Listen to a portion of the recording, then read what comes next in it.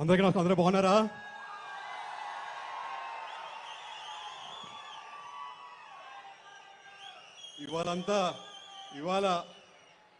ఇవాళ మన నగరికి విచ్చేసిన గౌరవ ముఖ్యమంత్రి వాళ్ళు నారా చంద్రబాబు నాయుడికి మనందరి తరఫున స్వాగతం పలకడం నా అదృష్టంగా భావిస్తా ఉన్నా. అందరూ గట్టిగా ఒకసారి సార్ కోసం అని తప్పట్టు కొట్టి స్వాగతం పలకండి.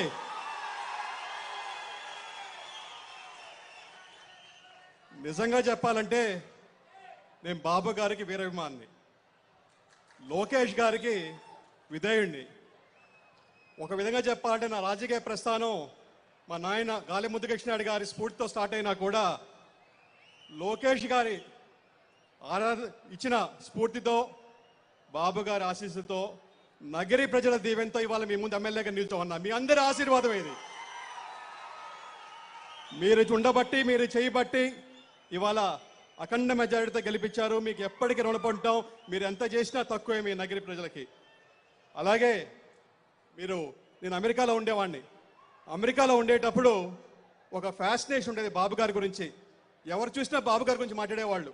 అమెరికాలో అది కూడా అక్కడ పేపర్లో బాబు గారి గురించి రాసేవాళ్ళు. న్యూయార్క్ టైమ్స్ లాంటి ఆ పెద్ద పెద్ద పేపర్లో కూడా బాబు గారి గురించి ప్రస్తావించేవాళ్ళు. అప్పుడు అనుకునేవాడిని, ఒక రాష్ట్ర ముఖ్యమంత్రి, అది కూడా ఇండియాలో, అక్కడ డెవలపింగ్ నేషన్ అంటారు మనల్ని అమెరికాలో, అలాంటిది మన బాబు గారి గురించి అక్కడ విశిష్టంగా రాసేసేవాళ్ళు.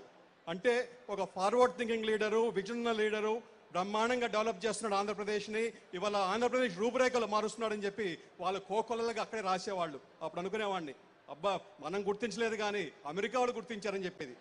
అలాంటి లీడర్ ఇవాళ మనకి దొరకడం మన చేసుకున్న అదృష్టం.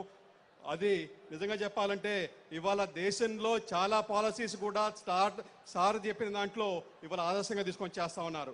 నిజంగా చెప్పాలంటే ఎడ్యుకేషన్ రిఫార్మ్ తీసుకున్నామంటే ఇవాళ మన దేశ విదేశాల్లో చాలా మంది పట్టభద్రులు పోయి మంచి లైఫ్ లీడ్ చేస్తారంటే ఆ రోజు సార్ పాలసీ ఒక దిశానిర్దేశం ఇచ్చింది. ఎందుకంటే చాలా మంది వందల కాలేజీలు ప్రైవేట్ సెక్టర్లో పెట్టి అందరికీ చదువుకునే అవకాశం ఇచ్చారు. కాబట్టి ఇవాళ ఎక్కడ చూసినా కూడా ఇంజనీర్లు ఉన్నారు, డాక్టర్లు ఉన్నారు, అందరూ కూడా దేశ విదేశాల్లో కూడా స్థిరపడి ఇవాళ అందరికీ సేవ చేసే భాగ్యం దొరుకుతూ ఉంది.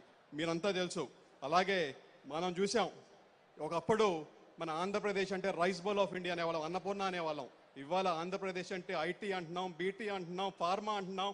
ఇలాగా అన్ని రంగాల్లో కూడా ఇవాళ ఆంధ్రప్రదేశ్ ముందుందని చెప్పడానికి ఏకైక నిలువుడు అర్థం మన సార్ సీఎం గారు. అలాగే ఒక విషయం చెప్పాలి సార్ మీకు. సారు ఈ మధ్యకాలంలో కూడా ఒక గొప్ప పని చేశారు.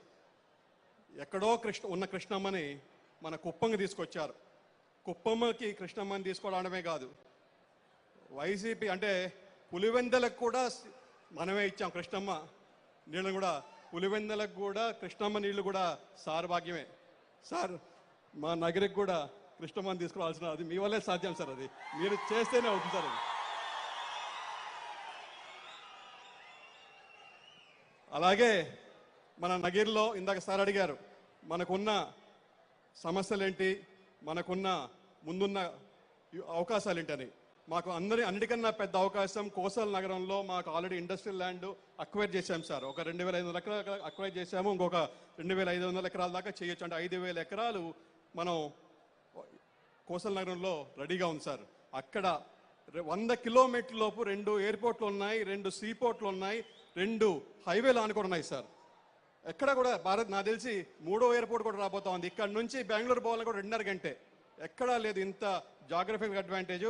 అది కాకుండా మన నగిరి నుంచి వేలాది మంది రోజు 100 బస్సుల్లో అటు రేణిగుంట కానీ, ఇటు చెన్నై కానీ, ఇటు అరకోణం కానీ పోయి పనిచేసుకుంటూ వస్తున్నారు. వాళ్ళకి కానీ ఇక్కడే కానీ ఉపాధి చూపించగలిగితే ఇక్కడే పనిచేసుకునే ఉండే భాగ్యం కూడా కదులుతుంది సార్.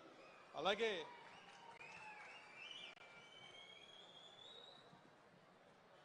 అది సఫలీకృతం చేస్తారని చెప్పి భావిస్తున్నాం సార్. అక్కడ ఒక బ్యాలెన్సింగ్ రిజర్వాయర్ కడితే ఆ ఇండస్ట్రియల్ నీడ్స్ కూడా మనం నీళ్ళు ఇచ్చే ప్రయత్నం చేశారు. ఎందుకంటే దానికి సెల్ఫ్ క్యాచ్మెంట్ ఏరియా కూడా ఉంది సార్. అక్కడ దానికి ఒక 0.5 TMC సెల్ఫ్ క్యాచ్మెంట్ ఏరియా కూడా ఉంది సార్. అలాగే మనం ఇవాళ స్వచ్ఛాంధ్ర స్వర్ణాంధ్ర కోసం ఇక్కడంతా సమావేశమయ్యాం.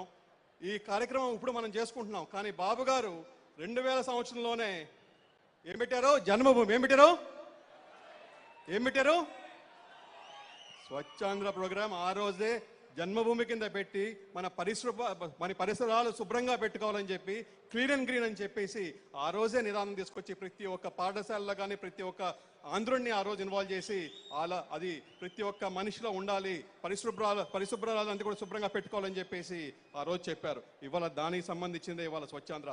మనం కూడా సార్ చెప్పినట్టు మన పరిసరాలను శుభ్రంగా పెట్టుకుంటే చాలా సమస్యల నుంచి దూరంగా ఉంటాం. ఖచ్చితంగా మీరంతా చేస్తారని చెప్పి ఆశిస్తా ఉన్నా.